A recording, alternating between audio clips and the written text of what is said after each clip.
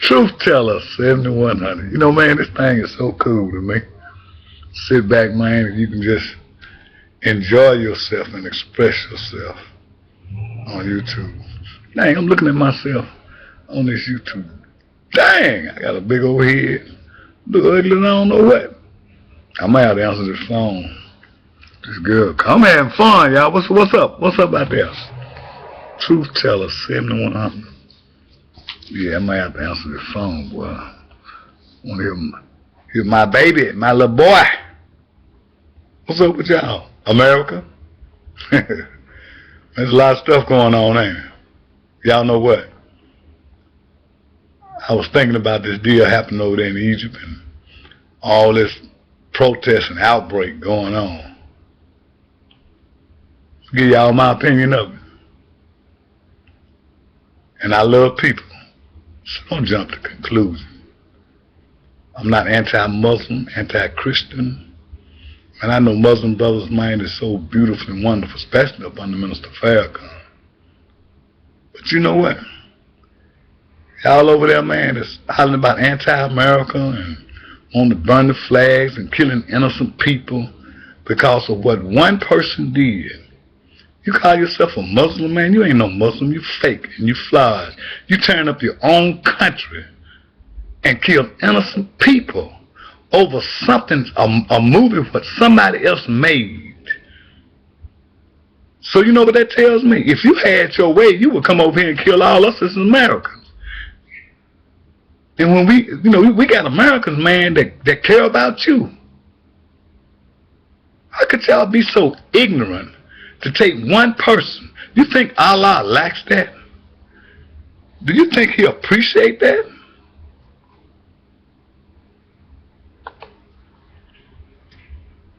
You think Allah approves of that? Man, you ain't no better than some of these folks here that call themselves Christians. And they racist. Just like in the days of where we were actually in the actual physical slavery. Man, while they call themselves Christians worshiping God and Jesus, they had my people enslaving them out there while they in worship service on Sunday. They got our people out there in the hot cotton field working like dogs, or had young boys and girls mating to make sure they make more babies.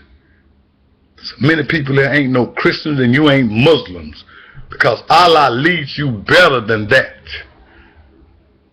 You're over here protesting and killing innocent people over what some idiot did. If you kill him, that's your business. That's not the way Allah will lead you.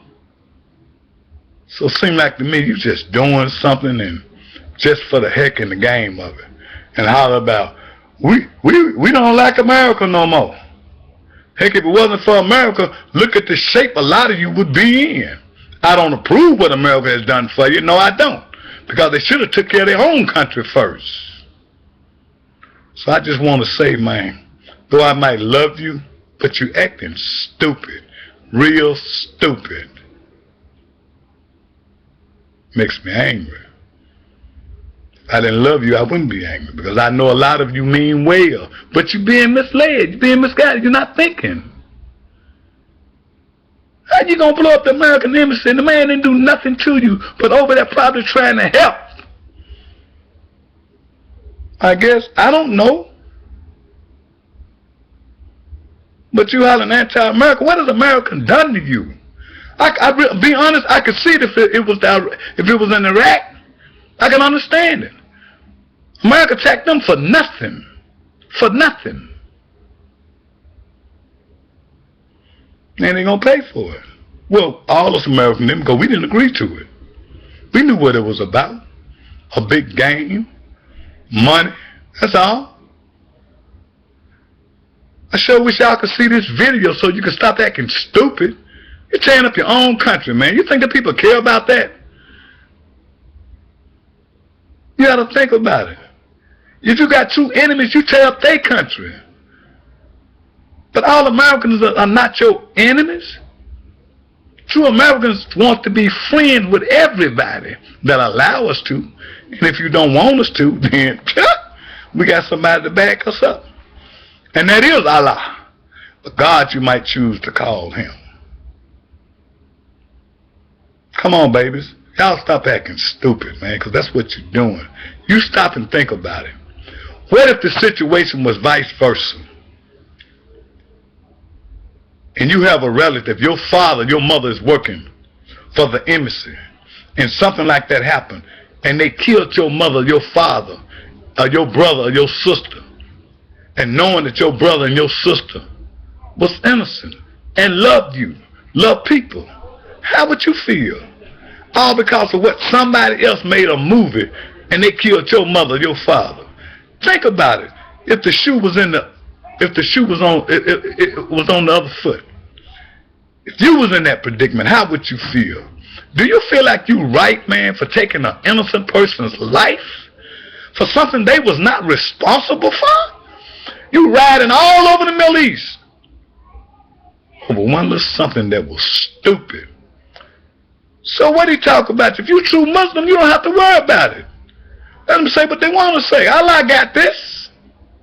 The time is coming when the fall of Babylon, which is America, the wicked folks in America, not the good, but the wicked, it's fixing to happen anyway. If you knew the Holy Quran, you would notice and you could handle these things. You wouldn't be acting as stupid as you are, and you are acting stupid. I love you, but you're acting stupid.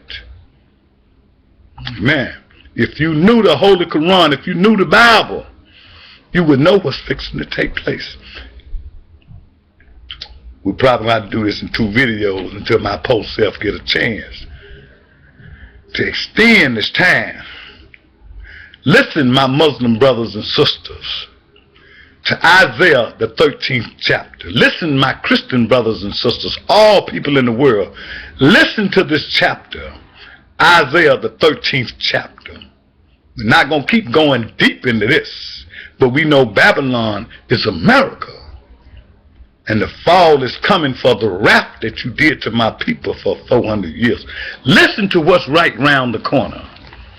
Isaiah, the 13th chapter. It says, the burden of Babylon, which Isaiah the son of Amoz did see. The prophet, he saw this coming years ago. Now it's getting ready to happen. 2012. After this, it's going to be hell. Lift ye up a banner upon the high mountain. Exalt the voice unto them. Shake the hand, and they may go into the gates of the nobles. I have commanded my sanctified ones. I have also called my mighty ones for mine anger, even them that rejoice in my highness. The noise of a multitude in the mountains, like as of a great people, a tumultuous noise of the kingdoms of nations gathered together. The Lord of hosts mustered the host of the battle. They come from a far country, from the end of heaven, even the Lord and the weapons of his indignation to destroy the whole land, starting with America. That's why it's falling. Howl ye, for the day of the Lord is at hand. It shall come as a destruction from the Almighty. Therefore shall all hands be faint, and every man's heart shall melt. And they shall be afraid, pangs and sorrows shall take hold of them.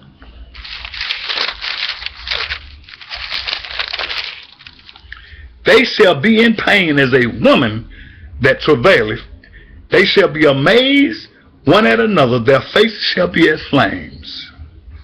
Behold, the day of the Lord cometh, cruel both with wrath and fierce anger. Cruel and both with wrath and fierce anger. To lay the land desolate, and he shall destroy the sinners thereof out of it. For the stars of heaven and the constellations therefore shall not give their light. The sun shall be darkened in his going forth, and the moon shall not cause her light to shine. And I will punish the world for their evil, and the wicked for their iniquity. And I will cause the arrogance